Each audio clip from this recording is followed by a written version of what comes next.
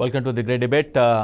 రోజులు అనే ఈరోజు కూడా ఒక కాంటెంపరీ ఇష్యూ పైన చర్చించబోతున్నాం. ప్రధానంగా వైసీపీ అధినేత వైఎస్ జగన్, వైసీపీ ఆ పార్టీ ఢిల్లీలో జంతర్ మంతర్ వద్ద ఒక ధర్నా నిర్వహించింది. ధర్నా సారాంశం ఏపీలో ఆటవిక పాలన కొనసాగుతుంది, దాన్ని పార్టీలకు అతీతంగా ఖండించాలి, ఖచ్చితంగా వెంటనే రాష్ట్రపతి పాలన పెట్టాలంటే ఒక డిమాండ్ చేస్తూ ఆయన అక్కడ ధర్నా వైసీపీ నిర్వహిస్తుంది. కొన్ని పార్టీలు, కొన్ని రాజకీయాలు ఏదైతే ఇండియా కూటమికి మద్దతుగా ఉన్నాయో ఆ పార్టీలు ఆల్మోస్ట్ కొన్ని మాత్రం మద్దతు పలికాయి.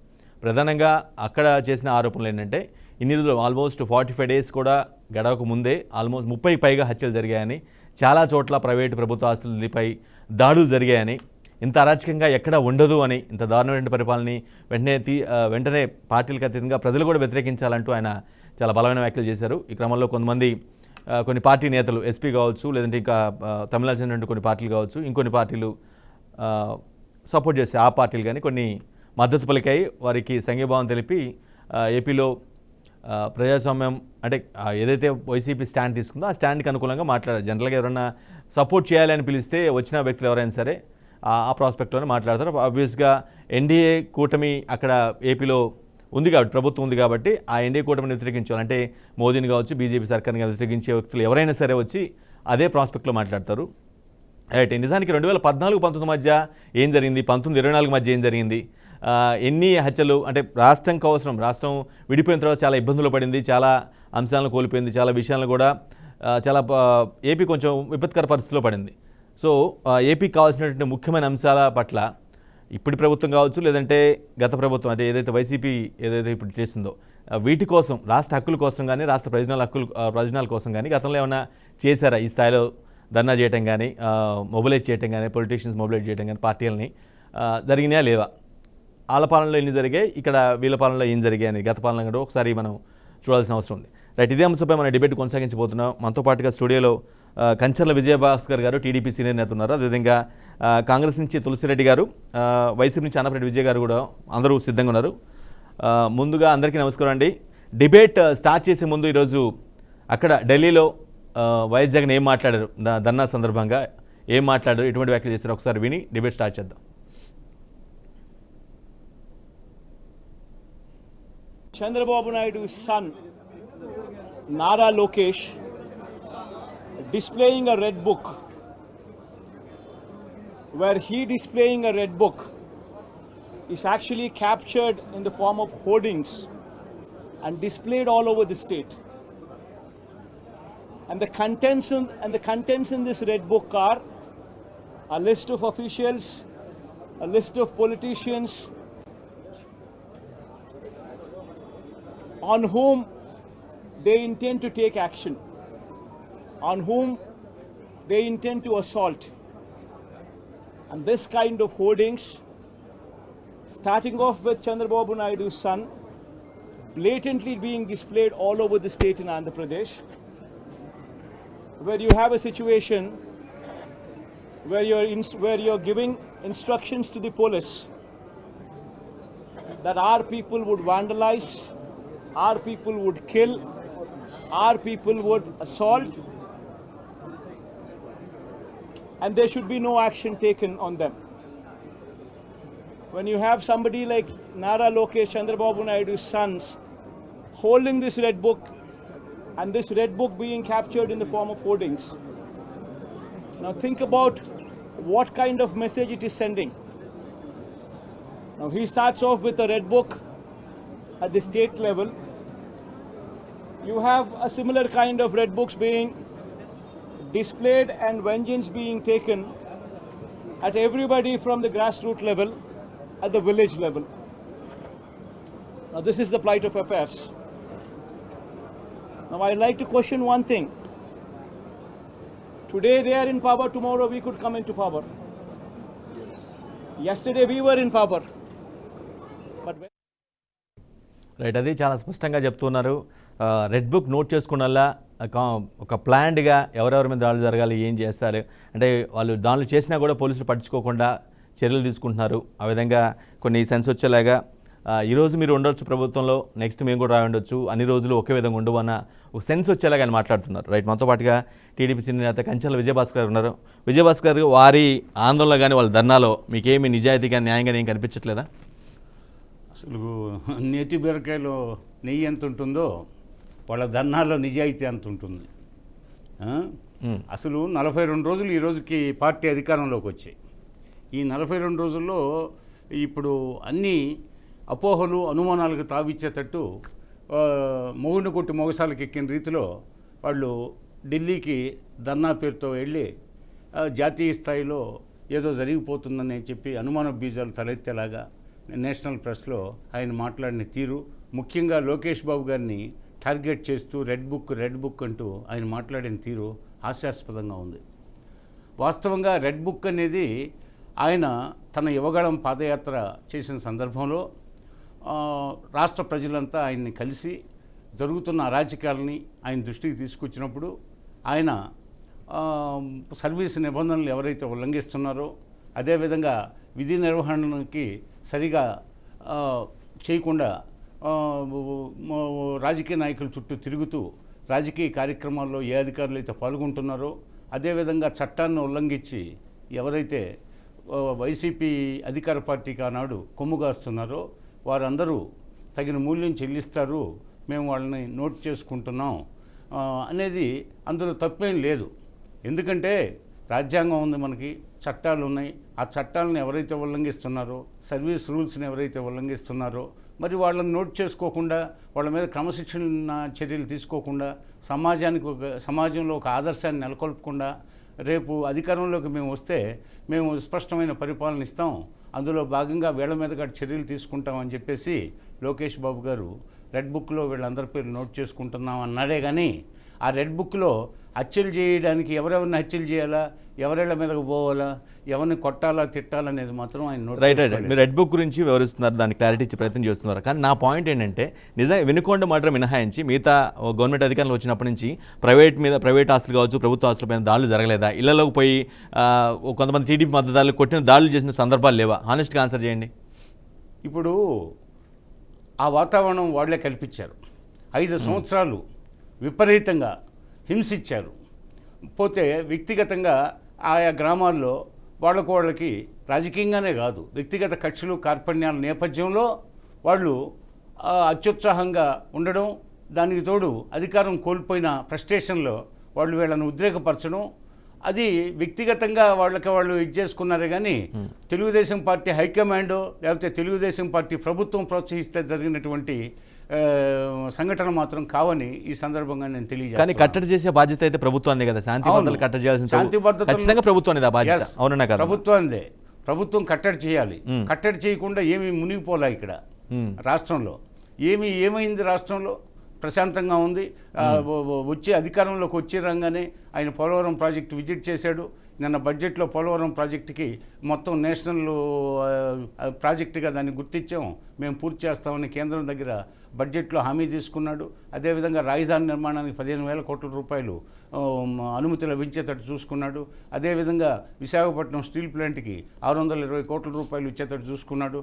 అదేవిధంగా పోతే తూర్పు ప్రాంత డెవలప్మెంట్కి సంబంధించి ఒక ప్రణాళిక ప్రకారం తూర్పు ప్రాంతం అంటే అందులో ఒరిస్సా ఉంది, బెంగాల్ ఉంది, జార్ఖండ్ ఉంది, బీహార్ ఉంది, అలాగే మన రాష్ట్రాన్ని కూడా చేర్పించగలిగాడు. ఇదే విధంగా అనేక క్యారిడార్లు, అదేవిధంగా ఇంకా అనేక డ్రైనేజీ సమస్యలు కానీ, విద్యా వైద్యానికి సంబంధించి చేసుకుంటారు. మీ పాలసీలో భాగంగా, మీ రూలింగ్ పాలసీలో భాగంగా, మీ పాలనలో భాగంగా ఆయన చేసుకుంటూ పోతున్నారు. కానీ సైమల్టేనియస్గా దాడులు జరుగుతాయి అనేది ప్రధాన అభ్యంతరం, వైసీపీ అభ్యంతరం. అక్కడ ఢిల్లీలో ధర్నా చేయడానికి కారణం కూడా అదే రీజన్. జగన్ మనస్తత్వం అందరికీ తెలుసు. ఈ 5 సంవత్సరాలు ఆయన ఏం చేశాడనేది. జగన్ మొదటి నుంచి ఘర్షణల్ని ప్రేరేపించడం, ఉద్రేకపరచడం కేడర్ని, తర్వాత తగుదనమ్మా అంటూ రాద్ధాంతం చేయడం అనేది ఆయనకు వెన్నతో పెట్టిన విద్య. అందులో భాగంగానే ఇవన్నీ జరుగుతున్నాయి. కానీ మేము తెలుగుదేశం హైకమాండ్ ఏనాడు ప్రోత్సహించదు, అదేవిధంగా ప్రభుత్వం ప్రోత్సహించదు. వాటిని కంట్రోల్ చేయడం, సంఘటన జరిగిన తర్వాత ప్రభుత్వ దృష్టికి వస్తుంది, వెంటనే చర్య తీసుకోవడం జరుగుతుంది. వాటిని కంట్రోల్ చేయడం జరిగింది. కానీ ఇక్కడేం రాష్ట్రం తగలబడడం లేదు, ఎలాంటి రాష్ట్రం అగ్నిగుండంగా ఏం మారలేదు. ఆయనకి ఇంకా పని లేదు. ఆయన ఏదో ఒక విధంగా ఎంతమంది చనిపోతే అంత మంచిది, ఎంతమంది గాయపడితే అంత మంచిది, తర్వాత తిరిగి వాళ్ళ పరామర్శల పేరుతో, ఓదార్పు యాత్రల పేరుతో తిరిగి పాత రోజుల్లోలాగా కలిసి మళ్ళీ ప్రజల సానుభూతి పొందడానికి తీసుకున్న ఎత్తుగడ తప్పితే పోతే అదేవిధంగా ఇక్కడ ఏదో జరిగిపోతుందని ప్రపంచం దృష్టికి తీసుకుని వచ్చి కళ్ళబొల్లి కబుర్లు చెప్పడం తప్పితే ఆయన 5 సంవత్సరాల పరిపాలన ఎవరి కోసం గ్యాంగ్ లీడర్ లాగా మధ్యయుగాల నాటి పిండారీలు దగ్గులు దోచుకున్నట్టుగా ఈ రాష్ట్రాన్ని అన్ని విధాలుగా అన్ని రంగాల్లో దోచుకున్న లక్షల కోట్లు. మరి పోలవరం ప్రాజెక్టు ఒక ఇంచు ముందుకు పోయిందా?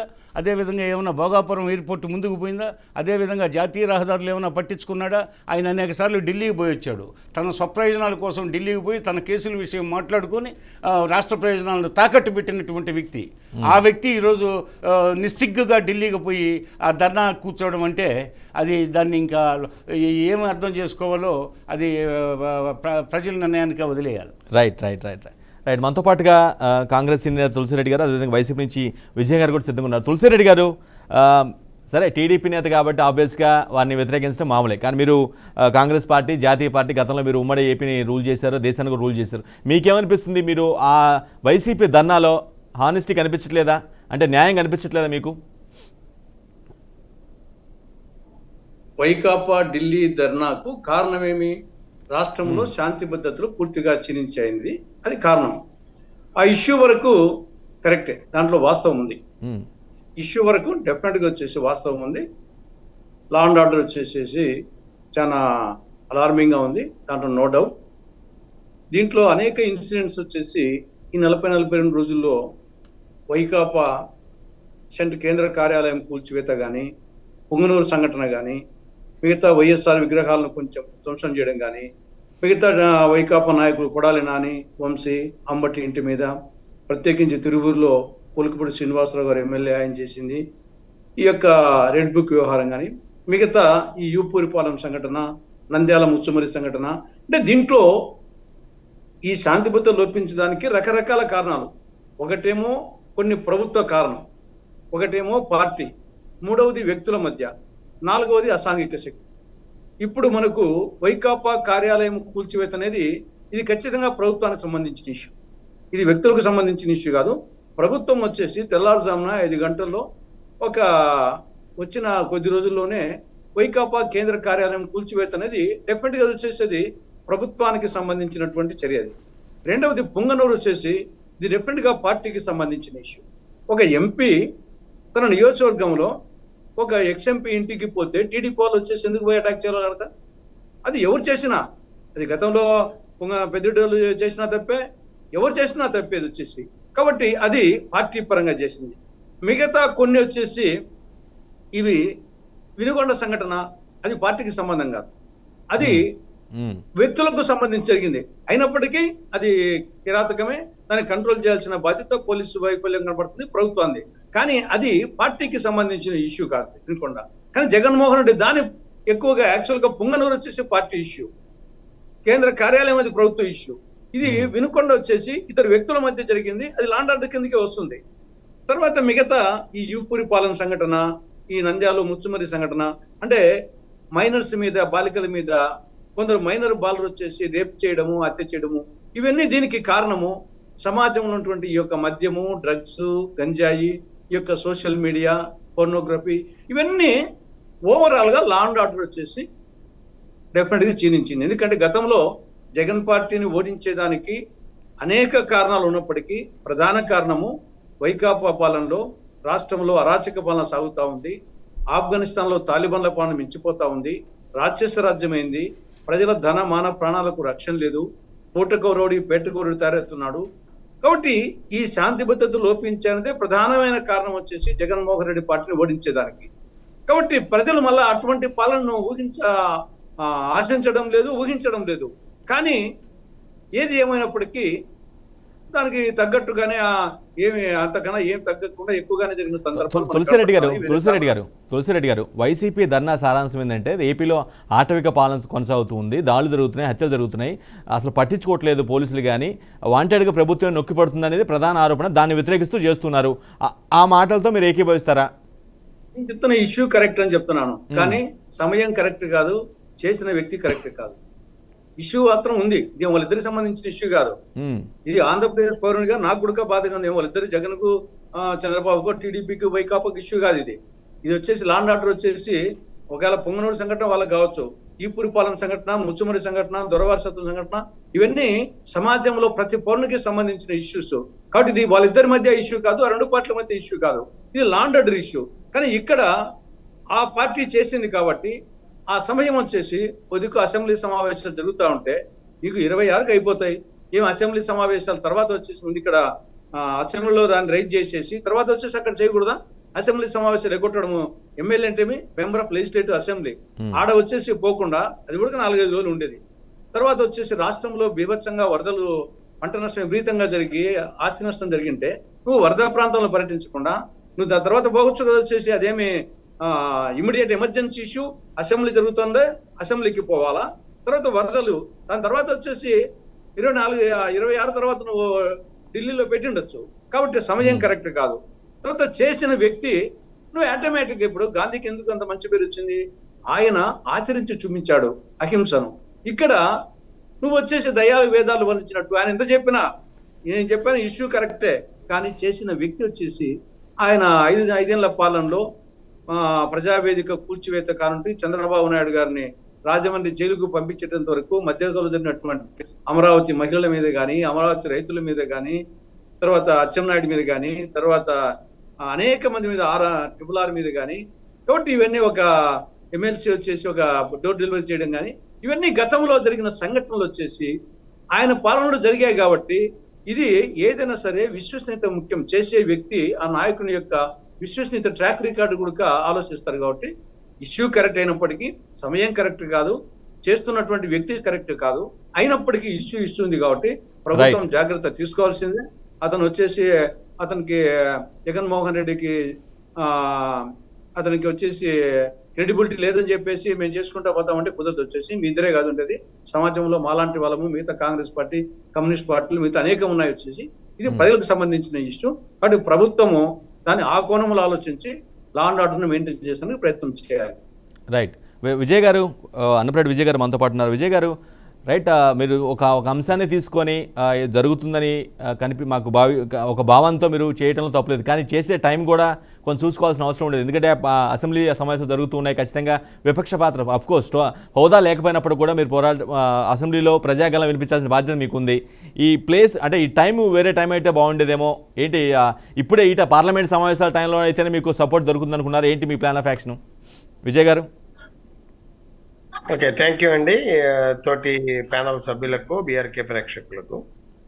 ఇక్కడ మాట్లాడిన ఇద్దరు పెద్దలు కూడా కొందాక ఒక విషయం ఒప్పుకున్నారు.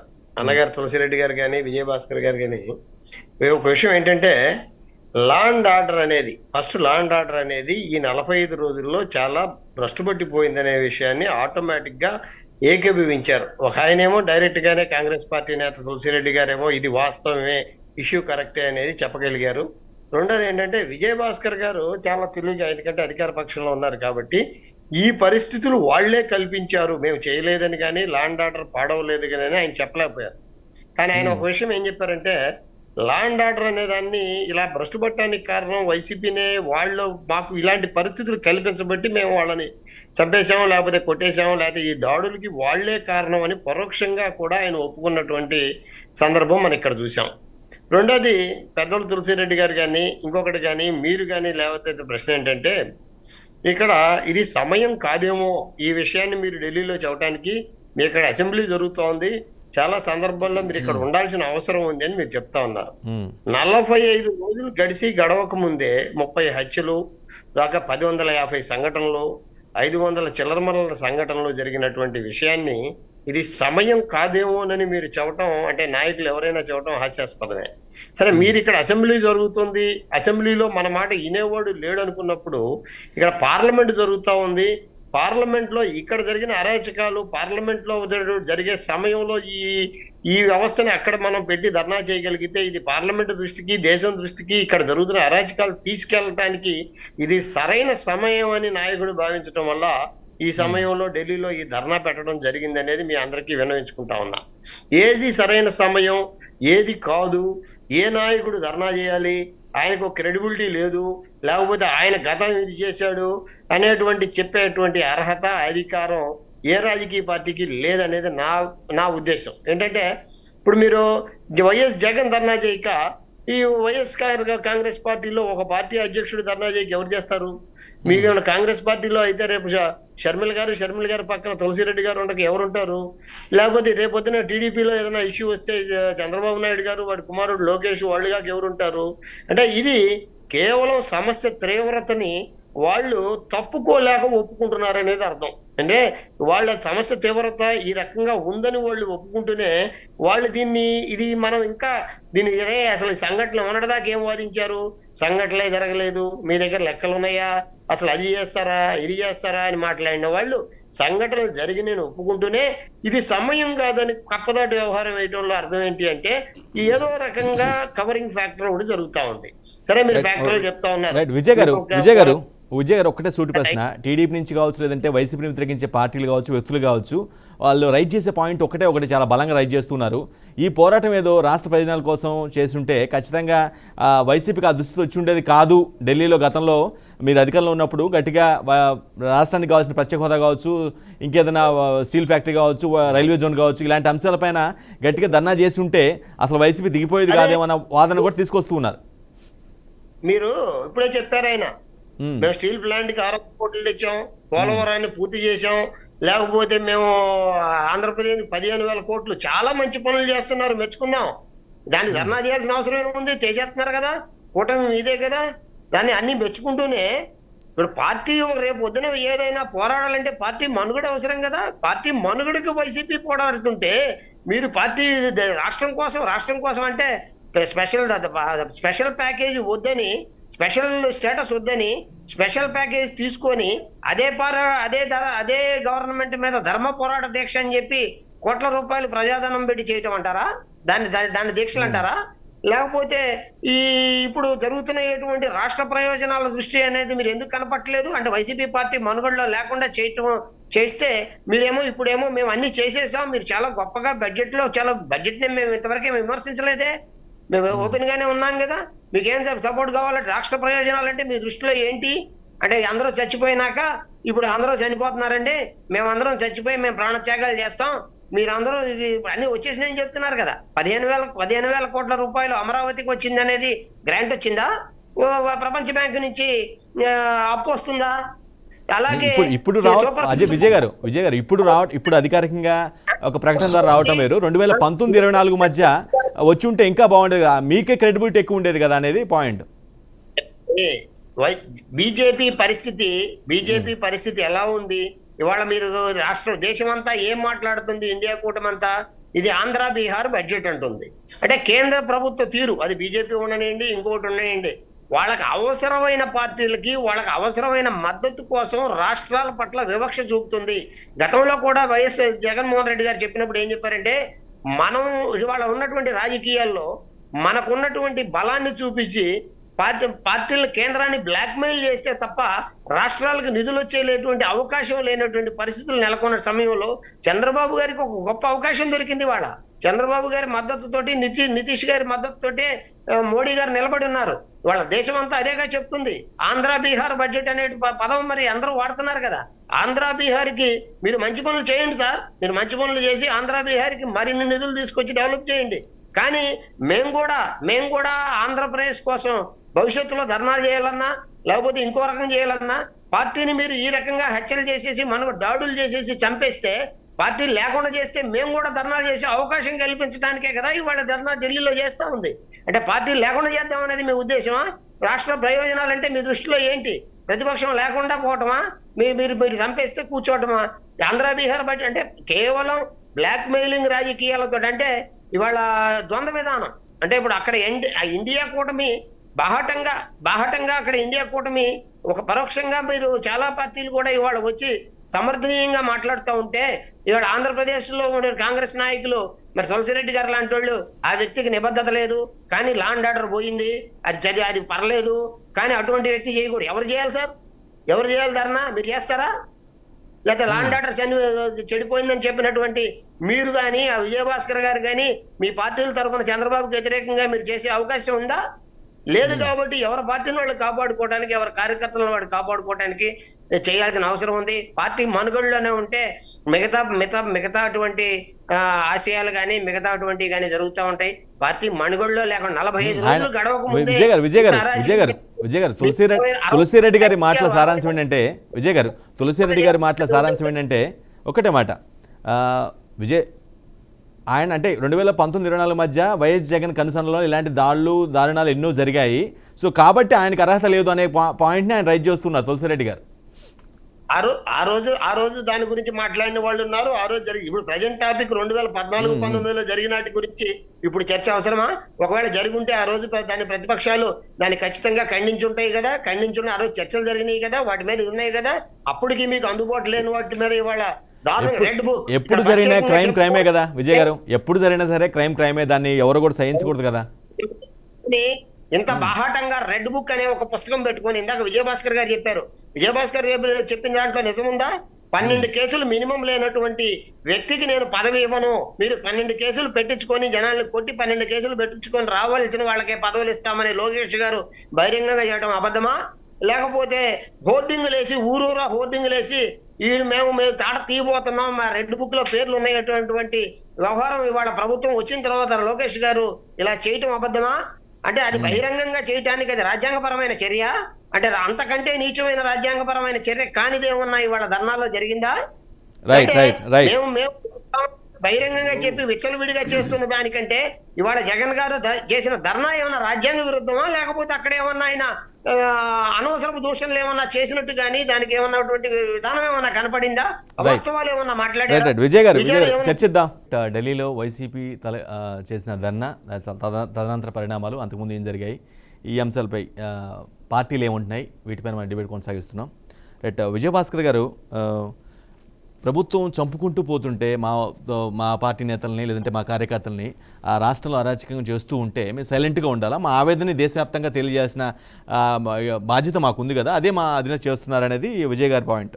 పెద్దలు అన్నపురెడ్డి విజయ్ గారు నేను పరోక్షంగా ఒప్పుకున్నట్టే అంటున్నారు. నేను ఒప్పుకోవట్లేదు.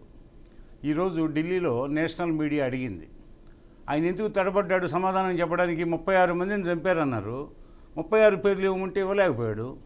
అదేవిధంగా 560 ప్రైవేట్ ఆస్తుల మీద దాడి అన్నాడు, మరి అవి లిస్ట్ ఇవ్వలేకపోయాడు. అదేవిధంగా 1000కి పైగా దాడులు అన్నాడు, లిస్ట్ ఇవ్వలేకపోయాడు.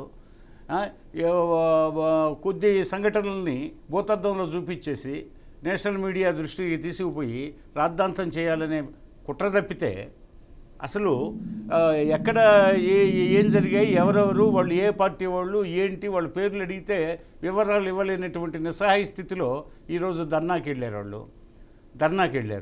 మరి మేము పరోక్షంగా ఒప్పుకోవడం ఏంటి?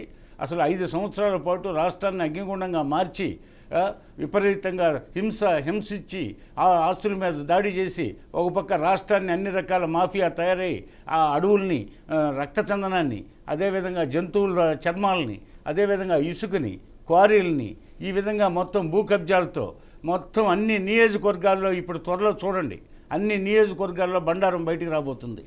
మరి ఈ విధంగా అడ్డుకున్న వాళ్ళందరినీ రకరకాలుగా వేధించి ప్రతిరోజు మాట్లాడే పౌర స్వాతంత్రం లేకుండా స్వేచ్ఛా స్వాతంత్రాలకు భంగం కలిగిస్తూ ఆఖరికి 4th ఎస్టేట్ అయినటువంటి జర్నలిస్టుల మీద కేసులు బనాయించి అదేవిధంగా పత్రికా స్వాతంత్రాన్ని హరించి విజయభాస్కర్ ఇవన్నీ జరిగాయి కాబట్టి మీరు అవన్నీ దృష్టిలో పెట్టుకుని ఈ విధంగా ఫ్రీ హ్యాండ్ ఇచ్చారంట.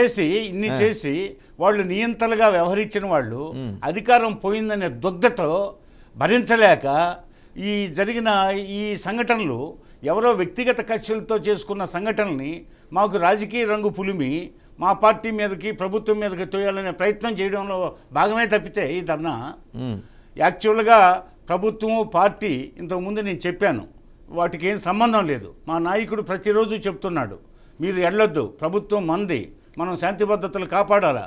మనం శాంతి భద్రతలు కాపాడకపోతే రాష్ట్రంలో జగన్ పరిపాలనలో నేను కుదుర్చుకున్నటువంటి ఎంఓఈలు అన్ని కంపెనీలు వెనక్కి వెళ్ళిపోయాయి, పోతే రాష్ట్రం నుంచి ఎన్నో కంపెనీలు వలసపోయాయి. ఆల్రెడీ ఎన్నో కంపెనీలు బెదిరించారు, బెంబేలు ఎత్తిచ్చారు. ఈ పరిస్థితిలో 1400 పైచిలు కంపెనీలు ఎంఓయూలు కుదుర్చుకుంటే అన్ని కంపెనీలు పారిపోయినాయి వీళ్ళ దెబ్బకు భయపడిపోయి. కాబట్టి శాంతి భద్రతలు సవ్యంగా ఉంటేనే మన రాష్ట్రం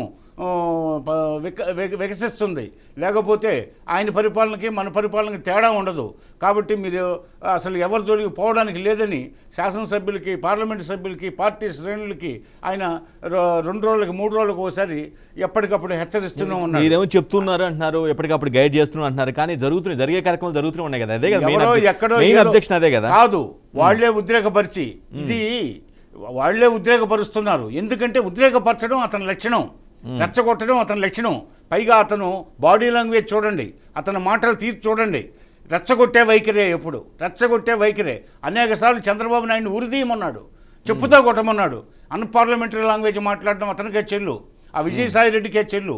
అతని క్యాబినెట్లో మంత్రులు బూతుల మంత్రుల్ని రాజ్యాంగం మీద ప్రమాణం చేసి అలాంటి బూతుల మంత్రులను కొనసాగించారు. మరి వాళ్ళు డిస్క్వాలిఫై చేయలేకపోయారు. అదేవిధంగా వాళ్ళ శాసనసభ్యులు, వాళ్ళ పార్టీ శ్రేణులు రౌడీల్లాగా ప్రవర్తించి ఈ రాష్ట్రాన్ని అగ్గిగుణంగా మార్చి శాంతి భద్రతలు లోపించినా కూడా మరి నిస్సిగ్గుగా వాళ్ళు పరిపాలన చేస్తే చివరికి ప్రజలు కూడా అతన్ని ఏ వర్గాలైతే కొమ్ముగాసే వర్గాలంతా వ్యతిరేకించి నిన్న పక్కన పెడితే అధికారం కోల్పోయిందనే బాధతో ఒకటే మాట భూతద్దంలో చూపించి మీరు అభివృద్ధి చేస్తామంటే వాళ్ళకి ఎలాంటి అభ్యంతరం లేదు, కేంద్ర సహకారంతో నిధులు తీసుకొస్తామంటే అలాంటి అభ్యంతరం లేదు. కానీ ఏదైతే సేఫ్టీగా ఉండాలో, రాష్ట్రం ప్రశాంతంగా ఉండాలో అటువంటి పరిస్థితి లేదనేది వాళ్ళ బాధ, వాళ్ళ ఆవేదన. వాళ్ళకి అనిపిస్తుంది ప్రశాంతత లేదని.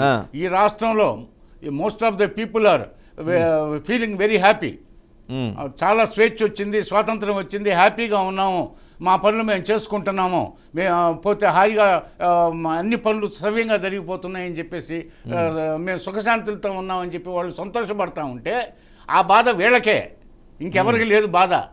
పోతే అసలుకి జాతీయ మీడియా అడిగినప్పుడు ఆ వివరాలు ఎందుకు ఇవ్వలేకపోయారు? అది నిజమైతే నిజమైతే మరి జాతీయ మీడియాకి అన్ని సబ్మిట్ చేయాలి కదా. మరి అంత దూరం ఢిల్లీకి పోయినప్పుడు ఇక్కడ ఏదో జరిగిపోయిందని చెప్పేసి చంద్రబాబు నాయుడు బ్రాండ్ ఇమేజ్ని దెబ్బతీయడానికి మొదట అమరావతి బ్రాండ్ ఇమేజ్ని దెబ్బతీశారు, రైజింగ్ స్టేట్ ఆంధ్రప్రదేశ్ బ్రాండ్ ఇమేజ్ని దెబ్బతీశారు, చంద్రబాబు నాయుడు గారికి అంతర్జాతీయంగా ఉన్న బ్రాండ్ ఇమేజ్ని దెబ్బతీయాలనే కుట్ర. అదేవిధంగా లోకేష్ బాబు గారు యువనాయకుడు దినదిన ప్రవర్ధమానం అవుతున్నాడు, ప్రజల్లో మంచి పేరు తెచ్చుకున్నాడని చెప్పేసి ఆయన్ని ఇప్పటి నుంచే మొదలుపెట్టి ఆయన క్యారెక్టర్ని అసాసినేట్ చేయాలనే ఒక కుట్ర. ఈ కుట్రలు కుతంత్రాలతో పాలిగాళ్లను మించినటువంటి దౌర్జన్యాలతో అతను మొదటి నుంచి ఒక దూకుడుగా వ్యవహరించడం, రెచ్చగొట్టడం, ప్రజల్ని కన్ఫ్యూజ్ చేయడం, ఆ కన్ఫ్యూజ్ చేసి ఏదో ఒక విధంగా ఏదైనా సంఘటనలు జరిగితే ఓదార్పు పేరుతో పోవడం, అదేవిధంగా రాష్ట్రం అంతా మళ్ళీ పర్యటించడానికి అవకాశం లభిస్తుంది.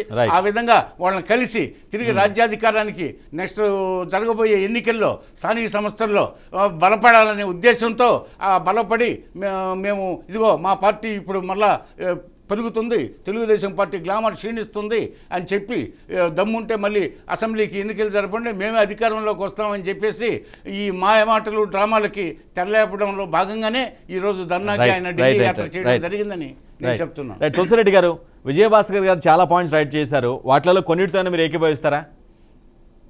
ఇప్పుడు ముఖ్యమంత్రి చంద్రబాబు నాయుడు గారు, ఉప ముఖ్యమంత్రి పవన్ కళ్యాణ్ గారు వారు పదే చెప్తున్నారు వచ్చేసి నిజాయితీగానే, సిన్సియర్గానే రాజకీయ కక్షలు వద్దని చెప్పేసి వాళ్ళు పై కాదు నిజాయితీగా చెప్తున్నారు. కానీ జరిగేటేమో జరుగుతున్నాయి. కాబట్టి అది పోలీస్ వైఫల్యం ఉంది, ఇంకా కింద స్థాయిలో మార్పు రావాల్సి ఉంది. కానీ వాళ్ళ వరకు చెప్తున్నారు. కానీ ఆ విధంగా గతంలో ముఖ్యమంత్రిగా ఉన్నప్పుడు జగన్మోహన్ రెడ్డి గారు ఆ టైప్ ఎప్పుడు బిహేవ్ చేయలేదు. కాబట్టి అయినా అప్పుడు జరిగినా ఇప్పుడు జరుగుతున్నాయి. కానీ కంపారిజన్ వచ్చేసి ముఖ్యమంత్రుల మధ్య వీళ్ళు చెప్తున్నారు, గతంలో వచ్చేసి ఆ పరిస్థితి కూడా ఆ ప్రయత్నం కూడా తెచ్చేది జగన్మోహన్ రెడ్డి. అది ఒకటి. రెండవది, కాంగ్రెస్ పార్టీ పరంగా మేము అన్ని పార్టీల కంటే ముందు నాడు నేడు శాంతి భద్రతలు క్షీణించినప్పుడు అందరికంటే ముందు రియాక్ట్ అయ్యాం. మొన్న పొంగనూరు సంఘటన మీద వైకాపా వాళ్ళు ధైర్యం చేయలేకపోయారు మాట్లాడడానికి. మేము వచ్చేసేసి అది తప్పు తప్పు తప్పు వచ్చేసి ఒక ఎంపీ వాళ్ళ ఊర్లోకి పోయే పరిస్థితి లేకుంటే ఇది ప్రజాస్వామ్యం అని చెప్పేసి మేము అందరికంటే ఘాటుగా విమర్శించాము వాళ్ళకంటే ముందు. అదే విధంగా వచ్చేసి వైకాపా కేంద్ర కార్యాలయాన్ని కూల్చినప్పుడు ఇది అప్రజాస్వామికం వచ్చేసి ఇది మరీ నేతృత్వం అని చెప్పేసి విమర్శించాం.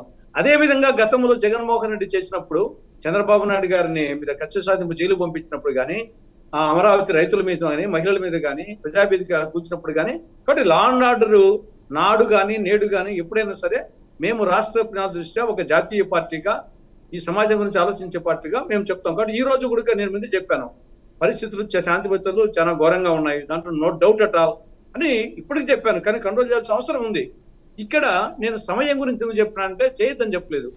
ఇప్పుడు 26కి అయిపోతుంది, పార్లమెంటు 12 వరకు ఉంది. రేపు ఈరోజు 24, 26 అసెంబ్లీ అయిపోతుంది, పార్లమెంటే 12 వరకు ఉంటుంది. కొద్దిగా వరదలు వాన ఉంది. కాబట్టి ఇది చూసుకోవచ్చు, అది చూసుకోవచ్చు, ప్లస్ అది చూసుకోవచ్చు.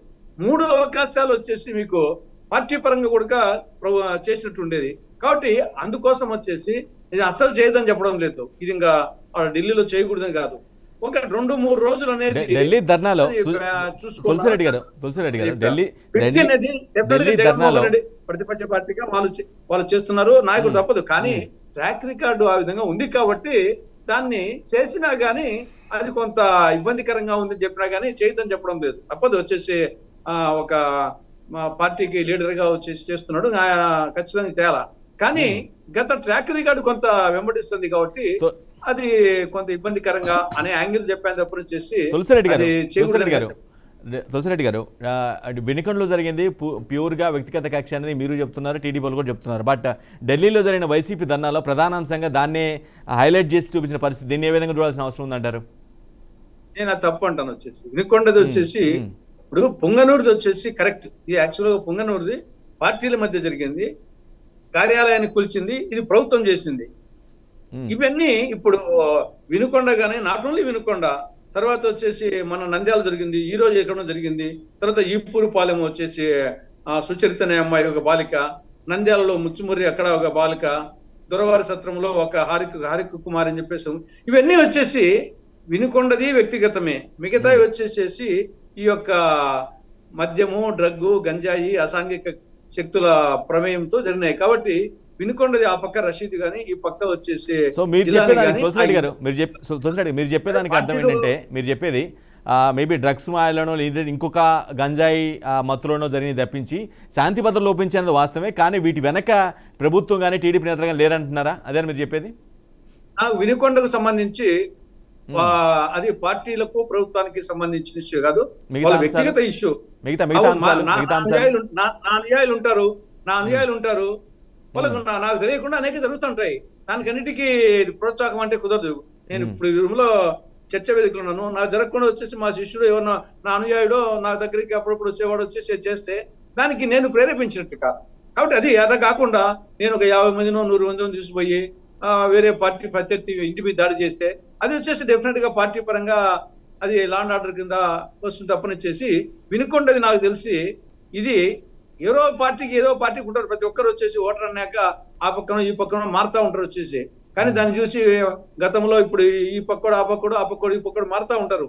కానీ అది ఇండివిజువల్ గా జరిగింది, కానీ జరగకూడదు. అదే మనం జరిగిందని చెప్పేసి అది పోలీసు వైఫల్యంగా, లా అండ్ ఆర్డర్ ప్రాబ్లం గా తీసుకోవాల్సింది ఖచ్చితంగా. కానీ అది పార్టీకి ఆపాదించడం కరెక్ట్ కాదని నా అభిప్రాయం. ఇప్పుడు అదే పొంగనూరుది వచ్చేసి ఖచ్చితంగా వచ్చేసి అది పార్టీ పరంగా జరిగిన ఇన్సిడెంట్. రైట్ విజయ్ గారు, మీరు చాలా అంటే వైసీపీ ఢిల్లీలో ధర్నా చేసింది, చాలామంది పార్టీలు కొన్ని ఎన్డీఏని వ్యతిరేకించే పార్టీలు వచ్చి సంఘీభావం తెలిపాయి. వాళ్ళు కూడా ఏపీలో పరిస్థితి బాగాలేదని వాళ్ళు చెప్పారు. ఓకే, నేనేమంటానంటే ఏదైతే మీరు బలంగా ఆరోపిస్తున్నారో ఇన్ని చోట్ల ఈ విధంగా దాడులు జరిగాయి, ఇన్ని ప్రైవేట్ ఆస్తులు ధ్వంసమయ్యాయి, ఇన్ని ప్రభుత్వ ఆస్తులు ధ్వంసమయ్యాయి, ఇంతమంది జరిగాయి అనే విషయాలు చెప్తున్నారు. కానీ ఎప్పుడైతే వాటిని క్లోజ్ మానిటర్ చేసి మీకు శంకిస్తారా, ఎప్పుడు జరిగాయి కొంత పూర్తిగా వివరణిస్తారా అంటే కొంత ఫంబలైన పరిస్థితి కనిపిస్తూ ఉంది. మీరు క్లియర్ కట్గా అన్ని ఆధారాలతో 1 by 1 స్టెప్ బై కనుక కంప్లీట్గా జనాల్లోకి పోయేలా చేస్తే అది మీకే ఉంటుంది కదా, అంటే మీ పార్టీకే కొంత మైలేజ్ ఉంటుంది కదా. ఇక్కడ మైలేజ్ కోసం చేయట్లేదు, లేదా ఇంకో పని కోసం చేయట్లేదు. ఇక్కడ జరుగుతున్న అరాచకాలు ఆపడానికి చేస్తాం, మైలేజ్ కాదు ఇక్కడ కావాల్సింది. రెండోది ఏంటంటే ఈ వివరాలు ఇవ్వలేదని ఎవరు చెప్తున్నారు? మీడియాకి చేరిని, గవర్నర్ గారికి చేరిని, ఇవన్నీ చేరబట్టే కదా మిగతా పార్టీల వాళ్ళు మద్దతుకు వస్తుంది.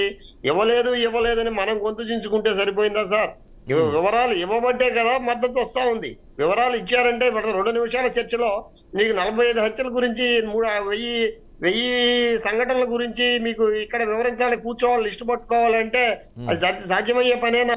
ఆ వివరాలు ఇటువంటి వ్యవస్థ జరిగిందని పరోక్షంగానే లాండ్ ఆర్డర్ ఫస్ట్ మీరు మిగతా పార్టీల మీద దాడులు అనేటువంటి వెయ్యికి పైగా విషయాన్ని పక్కన సంఘటనలు పెడితే జరిగాయంటే రోజుకి 25 సంఘటనలు జరిగితే ఇప్పటికి 1000 సంఘటనలు జరగాల. ఎక్కడ జరిగాయండి? అందరూ ఏకైక విషయం ఏంటంటే లాండ్ ఆర్డర్ సిచ్యువేషన్ వరస్ట్ గా ఉంది అనే విషయాన్ని అందరూ ఒప్పుకుంటూనే ఉన్నారు. లాండ్ ఆర్డర్ విషయం వరస్ట్ గా ఉందని అనుకున్నప్పుడు ఎవరు land order అనుకుంటున్నారు? విషయం అది ఇంకో రాష్ట్రంలో సంఘటన. స్వేచ్ఛా వాయువులు పీల్చుకుంటున్నాం, సుఖశాంతులతో ఉన్నాం, హాయిగా ఉందనుకుంటున్నారు. హాయిగా పద్ధతి కాదు. ఉందనుకుంటున్నారు. 1000కి పైగా సంఘటనలు జరిగితే రోజుకి 25 సంఘటనలు జరిగితే ఈ రోజుకి 1000 సంఘటనలు పూర్తి కావాలి. రోజుకి 25 సంఘటనలు జరుగుతున్నాయా? అనాలిసిస్ చేయాలనుకుంటున్నారా? ఎవరి ట్రాక్ రికార్డ్ ఎలా ఉందో చూద్దాం. 14 సంవత్సరాలు ఆయన శాంతి కాముకుడు అంటారు, చంద్రబాబు నాయుడు గారిని శాంతి కాముకుడు అంటారు. ఈయన్ని శుద్ర శక్తి అని లోకం అంటుంది, అరాచకవాది అంటుంది. కొన్ని సంఘటనలు మీరు స్పందించలేదు, చాలా సంతోషం పులసిరెడ్డి గారు. కొన్ని సంఘటనలు మరి నైరాశ్యంలో ఉన్నటువంటి ఓడిపోయినటువంటి బాధలో ఉన్నటువంటి వైసీపీ సంబంధించినట్టు ప్రజాస్వామ్యయుతంగా నేషనల్ పార్టీగా మీరు స్పందించినందుకు ధన్యవాదాలు. కానీ అదే సమయంలో అందరూ దీన్ని ఒక రకంగానే ఖండించాలి, కానీ మైక్రో ఎనాలిసిసా మ్యాక్రో ఎనాలిసిసా ఒకటైతే కనపడతా ఉంది. ఇవాళ రాష్ట్రంలో శాంతి భద్రతలు 45 రోజులు అధికారంలోకి వచ్చి 45 రోజులు రాకుండానే క్షీణించిపోయినాయి అనేది పూర్తి వాస్తవం. అదే సమయంలో తులసిరెడ్డి గారు ఒక సూచన చేశారు. ఆ సూచన ఏంటంటే మరి చంద్రబాబు నాయుడు గారు పవన్ కళ్యాణ్ గారు చాలా నిబద్ధతతో ఇలాంటి పనులు చేయకూడదయ్యా, తప్పు అని చెబుతా ఉన్నారు. కింద స్థాయిలో జరుగుతున్నాయి, వాళ్ళైతే సిన్సియర్ గానే ఉన్నారు. జగన్మోహన్ రెడ్డి గారు గతంలో ఇలా చేయలేదు అనేటువంటి విషయాన్ని కూడా ఆయన చెప్పారు. నిజమే, కానీ అలాంటి సంఘటనలు పైన చెప్పేది ఒకటి, లోపల జరిగేది ఒకటి. అమరీష్ పూరి గారు వచ్చి చాగంటి ప్రవచనాలు అసెంబ్లీలో చెబుతా ఉంటే కింద కల్నాయక్ గారు హత్యలు చేసుకుంటూ వెళ్ళిపోయినాడంట. అంటే పైన చెప్పేది ఒకటి, చేసేది ఒకటి కాదు. ఇప్పుడు అమరీష్ పూరి ఎవరండి, ఎవరి ట్రాక్ రికార్డ్ ఏందో అందరూ దేశానికి తెలుసు. కింద కల్నాయక్ ఒక్కొక్కటి నరుక్కుంటే వెళ్ళమని రహస్య ఆదేశాలు రెడ్ బుక్ ద్వారా ఇచ్చారా? ఏమండి, 5 years పీరియడ్ లో జగన్మోహన్ రెడ్డి ప్రభుత్వంలో జరిగిన అరాజకాలు గిన్నిస్ బుక్ లో ఎక్కతాయి. అవన్నీ లెక్కలు తీస్తే గిన్నిస్ బుక్ లో ఎక్కతాయి ఆయన అరాజకాలు, ఆయన దౌర్జన్యాలు, ఎంతమంది వ్యక్తుల్ని. ఏంటంటే ఈ 45 రోజుల్లో మా ప్రభుత్వంలో అతి తక్కువ కాలంలో శాంతి భద్రతల్ని నీచంగా తీసుకెళ్లాం అనే విషయాన్ని అన్ని పార్టీలతో పాటు తెలుగుదేశం కూడా ఒప్పుకునే పరిస్థితి. 42 రోజుల్లో రోజుకి ఒక హత్యకు పైన జరిగిందా? ఈ రోజుకు ఒక హత్యకు పైన జరిగిందా? లేకపోతే రోజుకి 25 సంఘటనలు దాడులు జరిగాయా? సమయం గురించి కూడా వివరాలు ఇవ్వండి. విజయ్ గారు నాయకుడు స్పందించాల్సిన అవసరం ఉంది. విజయ్ గారు 560 ఆస్తుల మీద దాడులు జరిగాయా? భాస్కర్, నేను అడుగుతాను. విజయ్ గారు చెప్పాల్సిన అవసరం. ఒక్క మాట నా మాట వినాలి విజయ్ గారు, మీరు ప్లీజ్. విజయ్ గారు ఒకటే క్వశ్చన్ స్ట్రైట్ గా ఆన్సర్ చేయండి. విజయ్ గారు చెప్తున్నారు. విజయ్ గారు సరే, ఈ 40 రోజుల్లో నుంచి అబద్ధాలు పునాదిగా, అవకాశవాదం, మోసము, మైండ్ గేము, 45 రోజులు కూడా జరగకుండానే నీచమైన స్థితికి లాండ్ ఆర్డర్ని తీసుకెళ్లగలిగారని తెలుగుదేశం నాయకులతోటి కాంగ్రెస్ నాయకులతోటి ఒప్పించగలిగేటట్టు చాగంటి ప్రవచనాల పైన కింద కల్నాయక్ హత్యలు అనేటువంటి విషయాన్ని తీసుకెళ్లగలిగినందుకు ధన్యవాదాలు. రైట్ విజయ్ గారు సరే, మీరు చెప్తున్నట్టుగా 40 రోజుల్లో ఇన్ని జరిగాయి, లేదా 30 40 ఎంతో జరిగాయని చెప్తున్నారు. సరే, ఇది కొంతసేపు మీ మాటే ఓకే అంగీకరిద్దాం. 2019 24 మధ్య ఇలాంటి ఎన్ని జరిగాయి అంటే ఏం చెప్తారు సమాధానం? అంటే మీ ఏ రేంజ్లో జరిగాయి సంఖ్య పక్కన పెట్టండి, అసలు జరిగే వాళ్ళ లెక్కలన్నీ 2014-19 జరిగిన లెక్కలన్నీ తీసుకొచ్చి చర్చ పెట్టమని. ఏదైనా క్రైమే కదా సార్, ఏదైనా క్రైమే కదా సార్. క్రైమ్ జరిగినప్పుడు ఆబ్వియస్లీ చర్చించాల్సిన అవసరం ఉంది కదా. చెప్పమనండి, ఆ రోజు జరిగిన సంఘటనలు కాదని ఎవరు అంటలేదు. జరిగి ఉంటే అవి ఇప్పుడు చర్చ పెట్టండి. వాళ్ళని లిస్టు తీసుకురమ్మనండి. ఇప్పుడు లిస్ట్ ఇక్కడ అడిగారు కదా, అక్కడ కూడా లిస్టు తీసుకురమ్మండి, పెడదాం చర్చ. అప్పుడు జరిగేని మేము ప్రతీకార వాంఛిత ఏమి ప్రవర్తించట్లేదు, ప్రతీకార దృష్టే లేదు. సీనియర్ నాయకుడు తులసిరెడ్డి గారు కూడా తెలుగుదేశంలో ఉన్నారు. వారికి తెలుగుదేశం సంస్కృతి, తెలుగుదేశం చరిత్ర తెలుసు, అవగాహన ఉంది. చంద్రబాబు నాయుడు శాంతి కాముకుడా కాదా? చంద్రబాబు నాయుడు గారు శాంతి కాముకుడా కాదా? జగన్మోహన్ రెడ్డిని శాంతి కాముకుడు అంటే అది ఎవరన్నా అంగీకరిస్తారా? కరెక్టా? ఇది రాజ్యాంగపరమైన చర్య. జరిగినటువంటి లాండ్ ఆర్డర్ వర్స్ట్ సిచ్యువేషన్ అబద్ధమా? ఏది? మీరు ఇవాళ జగన్ గారు ఏమన్నా ఢిల్లీలో ఓన్లీ మీ వైసీపీ వాళ్ళకే అలా అనిపిస్తుంది. వైసీపీ వాళ్ళకే అనిపిస్తుంది. ఎక్కడో చెదురుమదురు సంఘటనలు, ఎక్కడో చిన్న చిన్న అపశృతులు వ్యక్తిగతంగా జరుగుతూ ఉంటే వాటిని మాకు రాజకీయ రంగు పూలుమి వాటిని పునాదిగా చేసుకొని తిరిగి రాజకీయంగా ఎదిగే కృషిలో భాగమే ఈరోజు ఈ ధర్నా. 45 రోజుల్లో అది కాదండి, 1000కి పైగా దాడులు జరగాలంటే రోజుకి 25 జరగాలి ఇప్పటికి. అదేవిధంగా రోజుకు 1.5 హత్య జరగాల. మిమ్మల్ని ఎవరు కాదనలా, మీరు లాండ్ ఆర్డర్ ని ఈ పరిస్థితి ఆ డీటెయిల్స్ ఇవ్వకుండా అడ్డం పడలా. అది మానేయండి, ద్వంద్వ విధానం మానేయండి. అభివృద్ధికి ఎందుకు చేయలేదు అంటే అభివృద్ధి మీరు బ్రహ్మాండంగా చేస్తారని కాసేపు అనుకుందాం. ఇప్పుడే అభివృద్ధి మీద చర్చ జరగాల్సిన అవసరం ఏం లేదు. 6 నెలల తర్వాత మాట్లాడదాం. వైసీపీ అధినాయకుడిని తెలుగుదేశం అధినాయకుడు ఇద్దరు క్యారెక్టర్స్ ని ముందు పెడదామండి ప్రపంచం ముందు. ఎవరు శాంతి కాముకులు అంటారో, ఎవరు అరాచకవాదులు అంటారో లోకం ముందు పెడదాం. ప్రజలు వద్దనుకున్నారు, 11 సీట్లే వచ్చినాయి, ఆయన ఓడిపోయాడు. మీరు చేయండి అంటే లాండ్ ఆర్డర్ ని దృష్టి తీసుకురావడం కాదు, లాండ్ ఆర్డర్ కాదు, అభివృద్ధి చేశామన్నారు. మీరు చేసినటువంటి మీ బ్రాండ్ ఇమేజ్ దెబ్బతినేమి ఇవాళ మీ బడ్జెట్ లో తులసిరెడ్డి గారు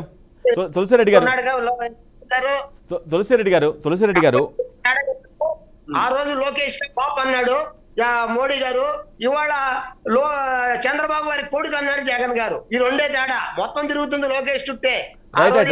విజయ్ గారు అది కాదండి, లోకేష్ బాబు గారిని ఎందుకు మీరు లాగుతున్నారు, బరిలోకి ఎందుకు లాగుతున్నారు?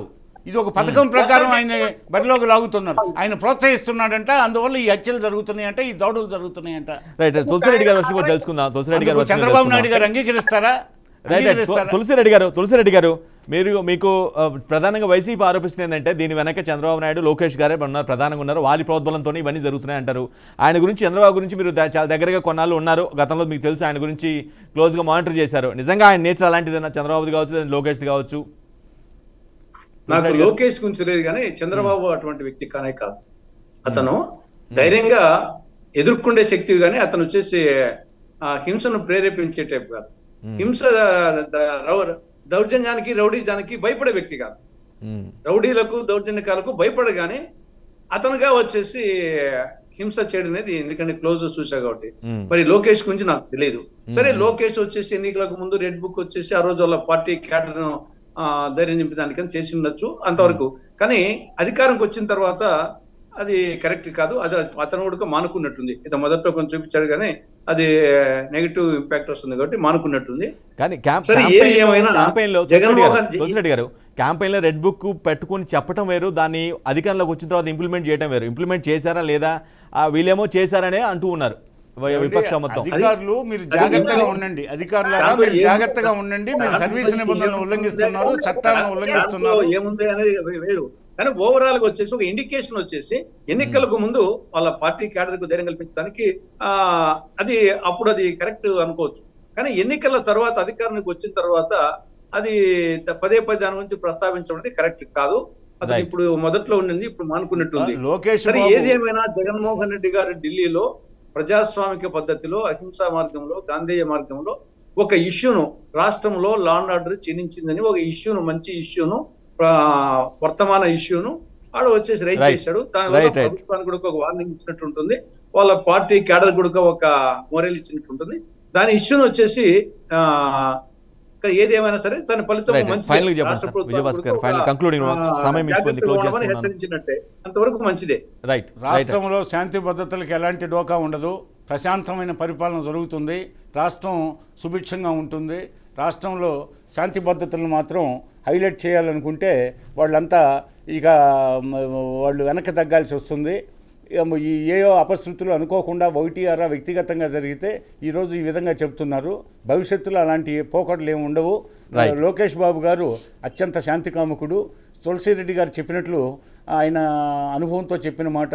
ఆ రోజు ఏదో వేదిక మీద అధికారుల ప్రవర్తన నచ్చక భయపెట్టడానికి అలా చెప్పాడే కానీ అధికారంలోకి వచ్చిన తర్వాత ముందు వాళ్ళ నాన్న అంగీకరించడు అసలు. పైగా లోకేష్ బాబు గారు ఎప్పుడన్నా జీవితంలో రాజకీయాల్లోకి వచ్చిన తర్వాత ఎక్కడన్నా హింసని ప్రోత్సహించినట్టు సంఘటనలు ఏమన్నా మనకి కళ్ళ ముందు ఉన్నాయా? అలాంటి సంఘటనలు లేవు. చంద్రబాబు గారు 14 సంవత్సరాలు ముఖ్యమంత్రిగా ఉన్నప్పుడు శాంతి భద్రతలు లోపించిన ట్రాక్ రికార్డ్ ఎక్కడన్నా రైట్ కనిపిస్తుందా? సమయం మించిపోతుంది. లేదు. సారీ విజయ భాస్కర్ గారు, సమయం మించిపోతుంది. Right, thank you so much Annapareddy Vijay గారు, thank you so much Tulasireddy గారు, అదేవిధంగా కంచెల విజయ భాస్కర్ గారికి కూడా ధన్యవాదాలు. రైట్, ఇది వాటి దిగ్ర డిబేట్. అఫ్ కోర్స్ పార్టీలు ఏవైనా సరే, ప్రభుత్వాలు ఏవైనా సరే, పార్టీలకు అతీతంగా ప్రభుత్వాలు ఉండాలి. గతంలో జరిగిన ఇన్సిడెంట్లు గుర్తుపెట్టుకొని ఏదో చేస్తారని చేయాలనుకోవటం, వాటిని ఇన్స్టిగేట్ చేయడం అనేది సరికాదు. అఫ్కోర్స్ చేయట్లేదు, జరగట్లేదని టీడీపీ వాదన, చేస్తున్నారనేది వైసీపీ వాదన. రైట్, ఏది ఇన్సిడెంట్ ఏది జరిగినా సరే, క్రైమ్ అప్పుడు జరిగినా ఇప్పుడు జరిగినా తప్పే కాబట్టి సంబంధిత దాడులపై విచారణ చేసి ఖచ్చితంగా బాధ్యుల్ని శిక్షించాల్సిన అవసరం అయితే ఖచ్చితంగా ఉంది. రైట్, ఇది వాటి ది గ్రేట్ డిబేట్. మరో డిబేట్లో మళ్ళీ కలుద్దాం. అప్పుడు చూస్తున్నానండి బీఆర్కే న్యూస్ తెలుగు సత్తా.